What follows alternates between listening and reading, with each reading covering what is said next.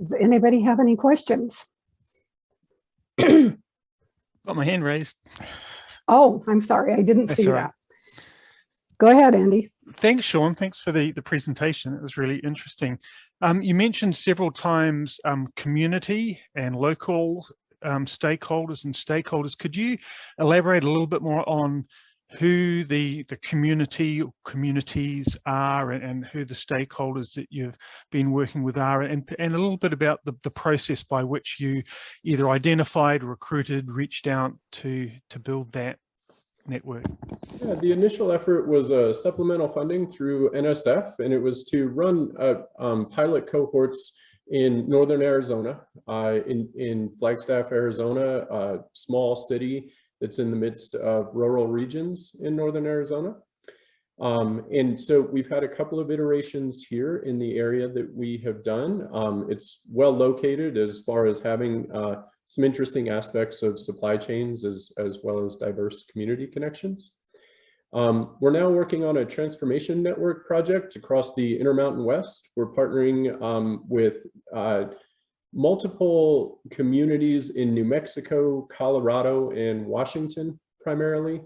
And we have an emphasis and focus on embedding indigenous knowledge and working with indigenous communities in that project. In Guam and Alaska, we've been working with power utilities that are looking to have increased stakeholder engagement in their infrastructure planning process on identifying community resilience options for energy systems. And we've had a couple of samples of communities that have been interested in the Southeast, like at Tulane University and other areas like that. As far as audiences or applications, we found a lot of applications with emergency management and homeland security, also with sustainability and community planning. And then we always find in food, energy, and water that food is incredibly tangible. And so thinking about food systems and food sovereignty has also been at the center of many of the groups that we've been in discussions with. So when you talk about supply chains, are you primarily talking about food supply chains or which supply chains? As an opening to discussion and discourse in communities, we often start with food, but supply chains are really expansive, and there's food, energy, and water are incredibly complex and diverse themselves. But we're also talking about supply chains beyond that. So things that link to community lifelines, things like machinery, pharmaceuticals, other things like that maybe a community might depend on, are also supply chains that we embed in some of our conversations when we look at a community. And since I work remotely for University of Idaho and live in Alaska, I'm really curious, where are you doing your work in Alaska? So we've worked with some pilot communities in partnership with the Alaska Power and Telephone Company, and that has been working with community members in Tok, Prince of Wales, and the Haines Skagway area primarily. Thank you.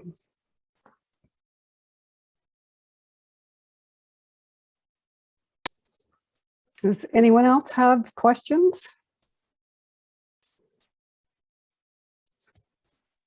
No, I'm going to check out the website, though. I'm impressed. I have a question, I guess. Maybe we can talk about this more at the end after all three of them, but I'm just curious about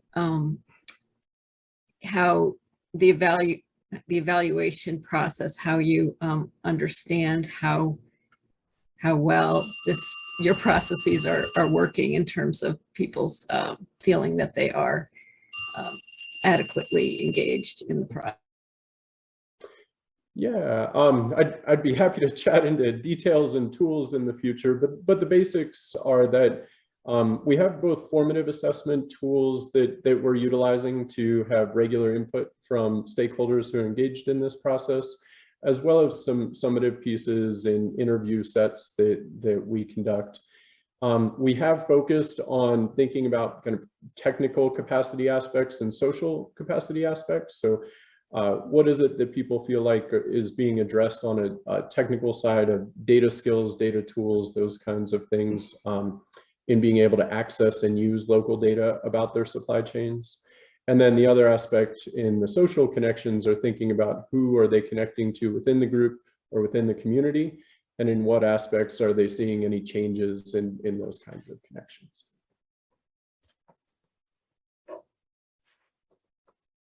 Great. And we can have, if we have more questions come up, we can go ahead and address those at the end, since we've got plenty of time. So next up on for our presenters is Jenna Tilt from Oregon State. She'll describe how their Interact Well project incorporated stakeholders.